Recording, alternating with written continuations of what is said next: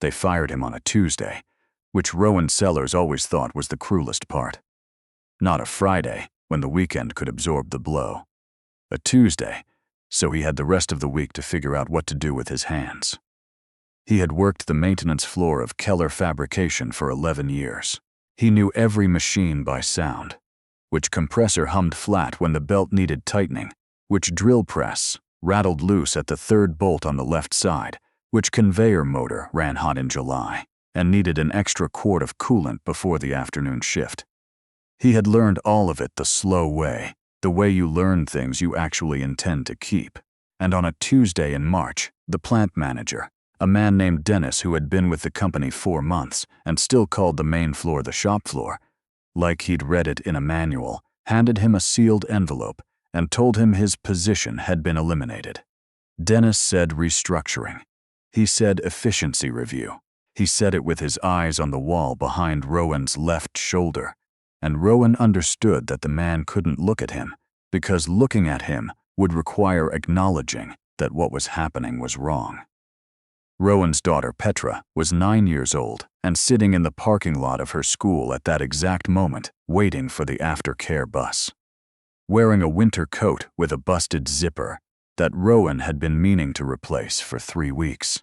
He thought of that coat the whole drive home, the zipper that pulled to the left and had to be coaxed up one tooth at a time, or it would catch and tear. He thought, I need to fix that zipper before the weather turns again. That was the thought that kept him from falling apart on the highway. The ordinary weight of a thing still needing to be done. His wife, Serena, was already home when he pulled into the driveway. Her car sat at an angle in front of the garage the way it always did when she'd come back from somewhere and hadn't quite finished arriving. She was in the kitchen with her phone pressed to her ear and a glass of wine on the counter that was already half gone. Though it was not yet 5 o'clock, she looked at him when he walked in and something passed across her face. A quick, practiced closing, the expression of a person composing themselves for a conversation they had already been preparing. She said, "Just a minute," into the phone. She set the phone face down on the counter. He told her about Dennis and the envelope before she could say whatever she had composed. He told it plainly, without leaning on it. Serena listened with her arms folded, her thumbnail picking at the label on the wine bottle, and when he finished, she was quiet for a moment. Then she said, "I need to tell you something too." The thing she told him was this. She had accepted a position in Seattle, a senior director role at a firm she had been talking to for 3 months. She was leaving in 6 weeks. She said she had waited to tell him because she hadn't wanted to upset the balance while Petra was in the middle of her school year. She said the word balance with the same careful neutrality Dennis had used for the word restructuring, and Rowan understood that words like that, balance, efficiency, transition, were the words people used when they had already made a choice and wanted to discuss it in a tone that suggested it was still open. "What about Petra?" he said. Serena looked at the counter. She said she had spoken to a family attorney. She said there were arrangements that could be made. She said Seattle wasn't the moon. She said, "You've never been ambitious, Rowan. I used to think that was steadiness. I don't think that anymore." He didn't answer her.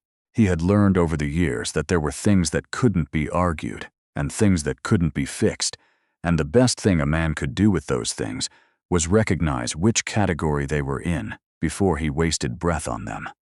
That night, after Petra was in bed, he stood in the garage for a long time. It was cold.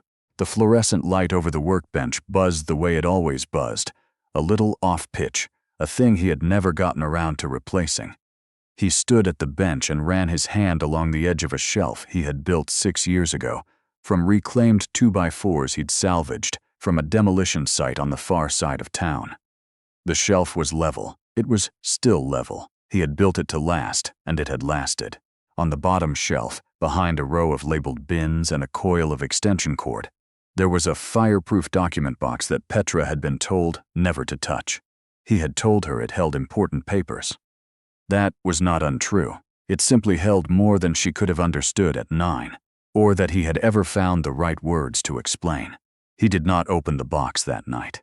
He just stood in the garage in the cold and listened to the fluorescent light and let himself feel the full weight of the evening without trying to put it anywhere. Serena left on a Thursday morning 6 weeks later.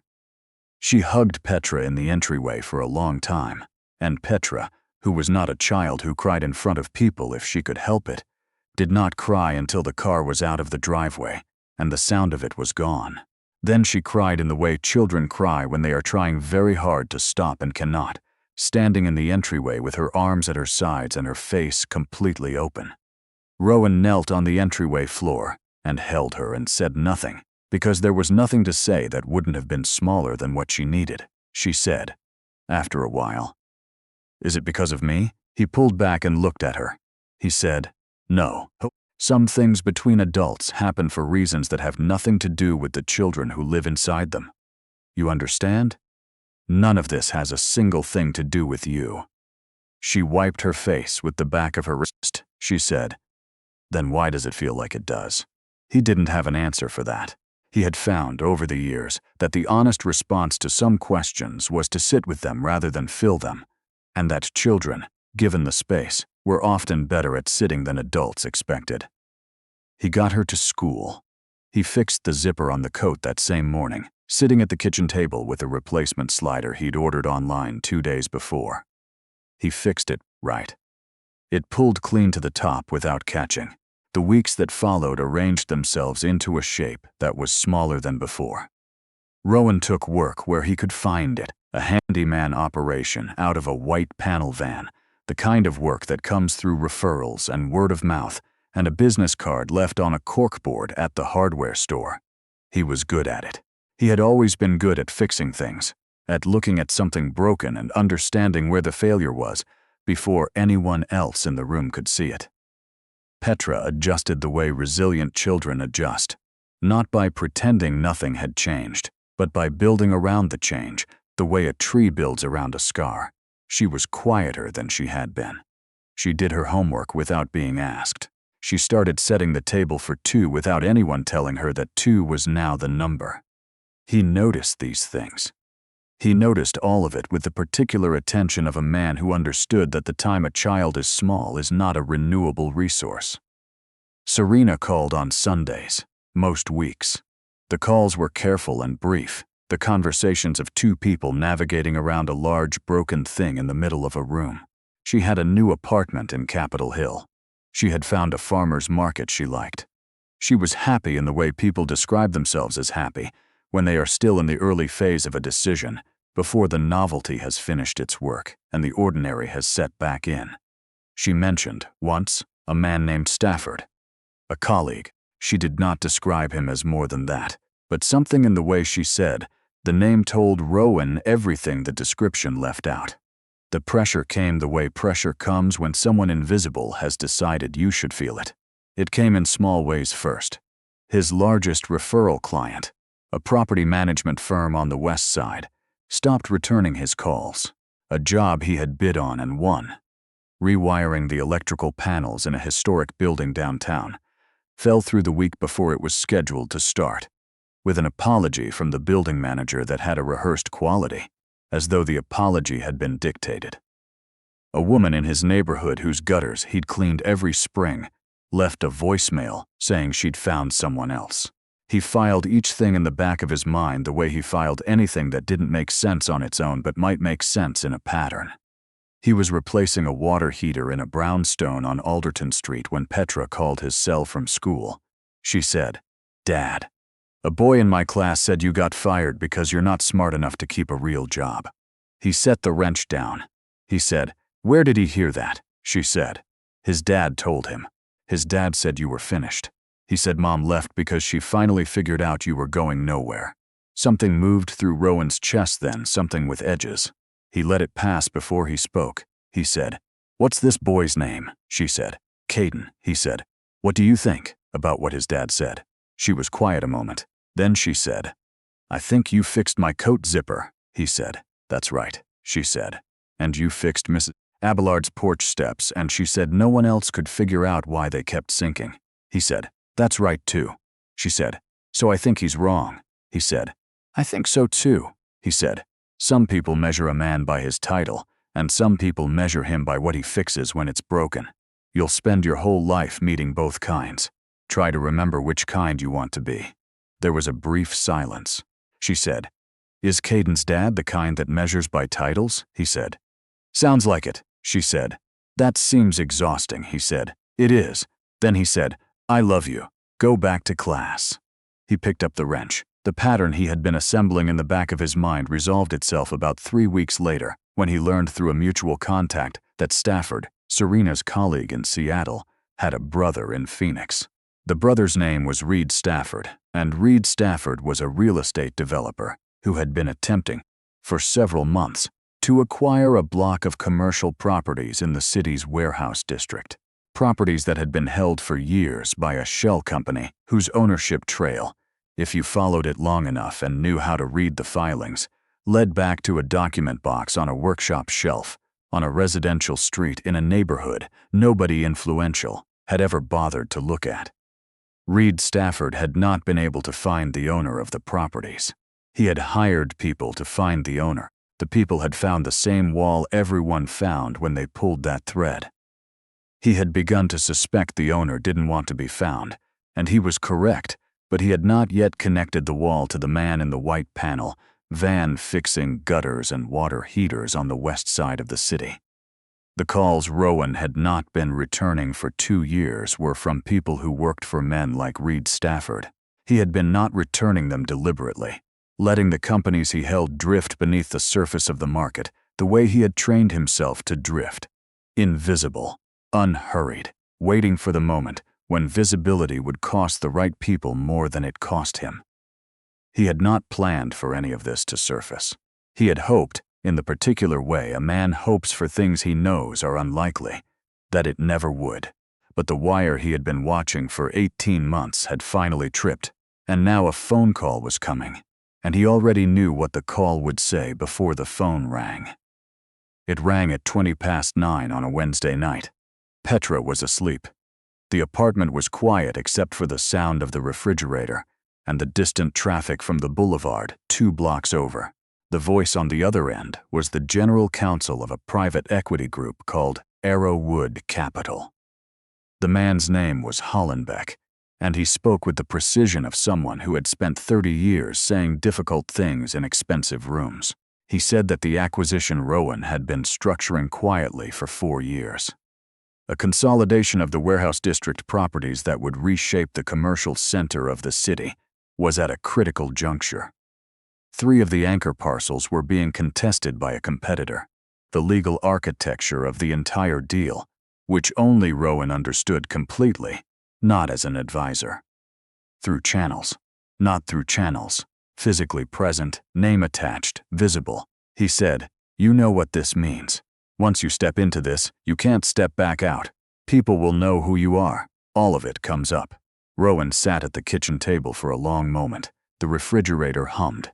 Through the wall he could hear Petra's slow and even breathing in the next room. He said, "I know." He set the phone down. He went to the doorway of Petra's room and stood there looking at the small shape of her beneath the blanket. He said softly, to her, to himself, to whatever the next day was going to ask of him, "Okay, let's go." The financial news broke before most people were awake enough to understand it.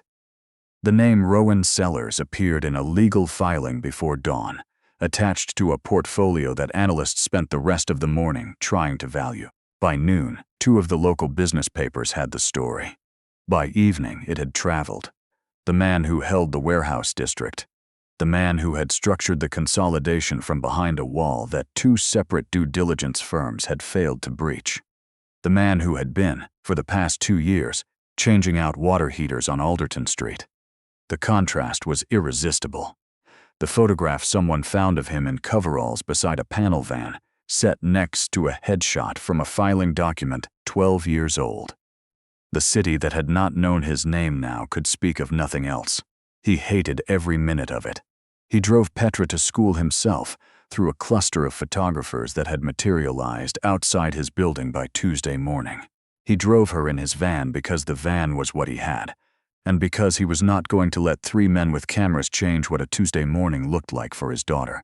She looked at the photographers through the window and said, "Are they here because of you?" He said, "Yes," she said. "Is it because of the buildings?" He said, "Yes." She said, "Are we rich?" He thought about the question for a moment. He said, "We were always fine." She looked at him for a moment with the particular expression children get when they understand they have been given a partial answer by someone who loves them. Then she turned back the window to them. She said, "Are you going to get a different van?" He said. "Do you want me to?" She said. "I kind of like this one." He said, "Then I'll keep it." Serena called on a Friday, not a Sunday. Her voice had a quality he hadn't heard before, a careful, effortful steadiness. The voice of someone working very hard at an impression they had not rehearsed enough. She said, "I saw the news," he said. "I figured you would." She said, "Why didn't you ever tell me?" He said, "You never asked who I was before I was the man you married." That landed. He heard it land. She said, after a moment, "I left you because I thought you had no ambition." I said that. I actually said that to you. He said, "You said it." She said, "I was wrong. Obviously I was wrong. Julian, Rowan, I was wrong about all of it. If I had known," he said, "if you had known, you would have stayed, and I would have spent every year after wondering if you stayed because of me or because of what I had." I already knew the answer, Serena. That was the part I couldn't fix. The silence on the other end was long and particular, the silence of someone sitting with a thing they cannot argue with. She said, "Is there any chance? For us? For Petra, at least," he said. "For Petra, yes. Always. She has 2 parents, and she always will. For us," he paused, he said, "I'm not going to tell you there wasn't love. There was. But love isn't the thing that ended. What ended was something underneath it, something that was already gone before either of us named it. You showed me which man you were waiting for when you told me I had no ambition. That man was never going to be enough for you, and I'm done pretending I could have been." She said nothing for a while. Then she said, "How's Petra?" He said, "She's good. She's stronger than either of us, honestly." Serena said, "I know. That's the one thing I'm sure I didn't mess up." He said, "No, you didn't." Reed Stafford came to the Arrowwood offices without an appointment on a Thursday afternoon, having gotten past one gatekeeper by using the word urgent in a way that briefly persuaded her. He was stopped by the second. He waited 40 minutes. Then Rowan came down and met him in the lobby, not as an act of courtesy, but because he had decided a long time ago that the conversations worth having were worth having face-to-face, and that the conversations not worth having could be ended faster that way too. Stafford looked at him across the lobby, at the man in the good jacket over a plain shirt, at the calm that sat on him like something structural, and said, "You knew. The whole time, you knew I was trying to acquire those parcels." Rowan said, "I knew." Stafford said, "And you let me spend 8 months chasing a wall. You let me put together a whole acquisition strategy around properties you already owned. You let my brother bring your wife out to Seattle while you sat here and—" He stopped. The sentence had taken him somewhere he hadn't meant to go. Rowan looked at him steadily. He said, "I didn't bring your brother into my marriage. Your brother made his own choices, and I made mine." Stafford said, "You're going to kill my deal." Rowan said, "I'm going to decline to facilitate your deal. That's different, though I understand from where you're standing it doesn't feel like it." He let a moment pass. He said, "You put pressure on my referral clients. You had someone reach out to the building manager on the Hensley electrical job. You made things harder for a man you believed had nothing to lose and nothing to fight back with." Stafford said nothing. Rowan said, "I didn't do any of that to you. I'm not doing it now. I'm withdrawing an opportunity that was never guaranteed. That's all this is." He went back upstairs. He didn't watch Stafford leave. The deal Rowan completed over the following months did not put his name on a building. He had been offered that and declined. What it did was reshape a significant block of the warehouse district into a mixed-use development, commercial ground floors, workforce housing above. With rents structured at rates that meant the people who had always worked in that neighborhood could still afford to live near it. He set up a skills training center in one of the anchor buildings. He put his mother's name on the door. Her name was Agatha, and she had raised him and his sister alone in a 2-bedroom apartment on the south side after his father left. and she had worked maintenance at a hotel for 22 years, and she had always told him that a man who knew how to fix things would never be without work, and that a man who was never without work would always have dignity, and that dignity was the one thing nobody could repossess. He did not put his own name on the center, he put hers. Serena came back to the city once in the spring for a school event. She sat 2 rows behind Rowan in the gymnasium of Petra's school and watched their daughter perform in a geography presentation about the Columbia River Basin. Petra had made a model out of air-dry clay and blue paint and a piece of cardboard. She presented it with the particular seriousness of a child who has put real work into something and knows it. After, in the parking lot, Serena and Rowan stood a few feet apart while Petra ran ahead to talk to a friend. Serena said, "She's extraordinary." Rowan said, "She is." Serena said, "I moved back last week. To the city, I mean. I got a position here. I thought you should know." He looked at her. He said, "How's Stafford?" She looked at the pavement. She said, "That ended in January."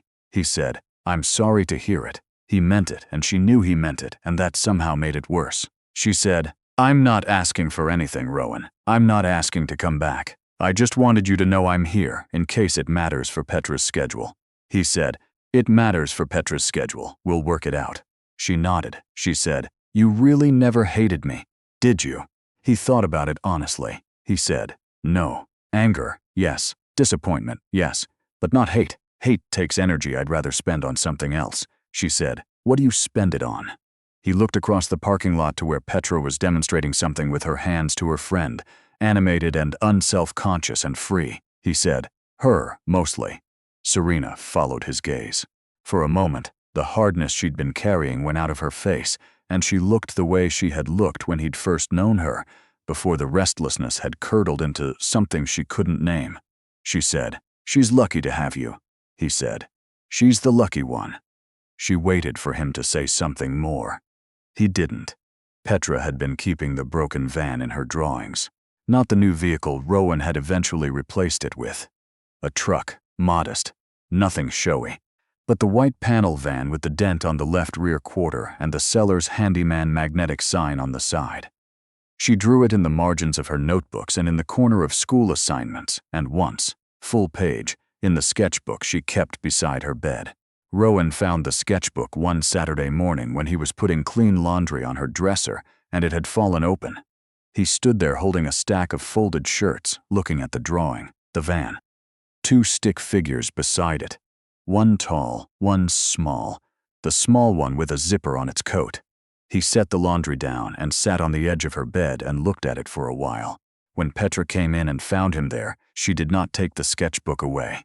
She sat down beside him, close enough that their shoulders touched, and looked at the drawing with him. She said, "I like remembering how it was," he said. "Yeah?" she said. It felt safe. Even when things were hard, it felt like you always knew what to do, he said. "I didn't always know what to do," she said. "You always knew how to fix what was broken." He considered that. He said, "That's something, I guess." She said, "It's a lot, actually." He put his arm around her and she leaned into his side the way she had leaned when she was small.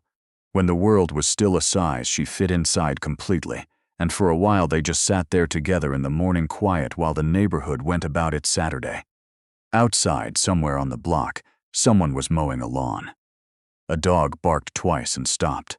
The light coming through Petra's window was the soft, directional light of early spring, the kind that falls at an angle and makes everything it touches look like it is just now being seen for the first time. A year later, a journalist writing a long-form piece for a regional business magazine asked Rowan, in the careful way journalists ask things they already half know the answer to, why he had spent 2 years doing handyman work when he didn't have to. He thought about the question for a moment. He looked at the reporter and said, "Because I needed my daughter to know what her father was worth before anyone told her what he was worth on paper." The reporter wrote it down. It ran as the pull quote. Rowan didn't see it until Petra showed him, having found it on her own, having cut it out and taped it to the inside cover of the sketchbook with the drawing of the van. Beneath it, in her handwriting, "This is my dad." He didn't say anything when she showed him. He just nodded, once, The way a man nods when something lands exactly where it was always supposed to land, and there is nothing left to add.